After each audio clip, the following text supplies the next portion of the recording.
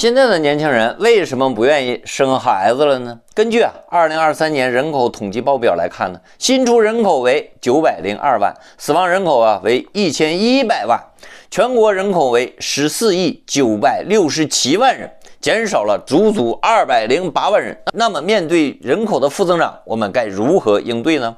Hello， 大家好，欢迎来到我的频道。今天和大家一同分析一下，现如今已经放开2胎和3胎政策，为何还出现人口负增长这个话题？欢迎大家评论区讨论，谢谢。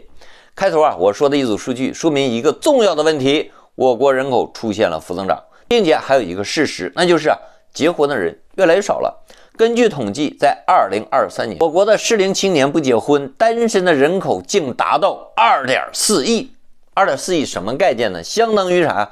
德国、法国、英国、韩国4个国家的总人口之和啊！想想多么庞大的一组数据啊！相信大家刷短视频的时候，也会看到类似于正常人谁结婚呢？我自己活着多自在啊！ 这不结婚好像已经成为时下的一种流行和时髦了。那么以前那个传宗接代、延续香火的关键，怎么就变成了现在这个样子了呢？那么回答这个问题之前，我们呢看古代人为啥这个人家愿意生孩子？可以说在农耕那个时代，生孩子相当于多了一份啥呀？劳动力呀。 有人干活了，对不对？如果家庭条件相对好了一点的呢，看这些孩子里面谁是读书那块料，那就供谁上这个私塾。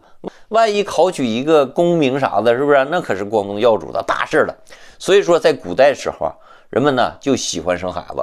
那么远的不说，我们再退回到我们当时父辈那个年代，也就是说，我国这个60到70年代，那个时候我们父辈就是哥们姐们都非常多。 我奶奶就有8个孩子啊！那个时候为啥大家又生孩子呢？生育高峰呢？那个时候其实和我们古代也差不多，孩子多呀，可以放牛放马啥的，是不是？养鸡喂兔子，给家里增加劳动力和增加额外收入。而那个时候穿衣吃饭啥也不愁啊，老大穿完老二穿，缝缝补补又3年呐，家庭没有什么负担，对不对？有出息的孩子考上大学了，那可是一下子把一家人的命运都改变了。 有可能都吃上红本供应粮了，也就是说，当时的出生人口那么多，也是在赌一个概率问题，对吧？那么而反观现在呢，好不容易考上大学了，由原来的农村娃进城，本该是光宗耀祖的事情吧？然而呢，面对的是啥呀？房贷、车贷，刚刚毕业1年该回几次家呀？因为啥？挣不着钱呢。 即使是把父母接到市里面，面对着不到100多平方的房子，还有这么大的压力，你怎么让父母长时间在家里住呢？父母又怎么心疼住在你家呢？那么，请问你有多少精力去照顾你的父母呢？这是农村孩子考上大学的一种真实写照吧？那么市里孩子其实也好不到哪儿去，大多数年轻人呢，赚钱不够自己花，孩子还指着父母这个成龙成凤呢，他好做富二代呢，是不是？而不啃老，其实吧。 就已经很不错了。摆在大家眼前的还有一个现实问题：曾经把攒了一辈子的钱投资到补习班、各种兴趣班，还有这个学区房，好不容易把孩子考上大学了，毕业之后只不过是重复你996这个原来的一些生活，自己根本养活不了自己，投入和产出比严重失调。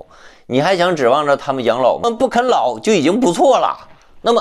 一个孩子都这样，你还敢生2胎、3胎吗？面对这些现实问题，很多人是看明白了，对不对？是不敢生2胎和3胎，不想把这个孩子带到这个世界上遭罪呀。所以说，当下的年轻人目睹着这一切，也想明白了一个道理：即使面对这些无法改变的事实，唯一能做到的是啥？尽量快乐过完这一生就得了。 也就不难解释说，现在的小孩们普遍自私，不想承担责任，贪图眼前的欢愉了，不去长久打算了，对不对？虽然说国家现在开放了生育政策，但是结婚和生孩子的成本则是无法轻易迈过的一条鸿沟啊！说到这里，我想起了张爱玲当时的一句话：如果孩子的出生是为了继承自己的劳碌和恐惧、贫穷，那么面对这些问题，如何破局呢？希望大家评论区讨论。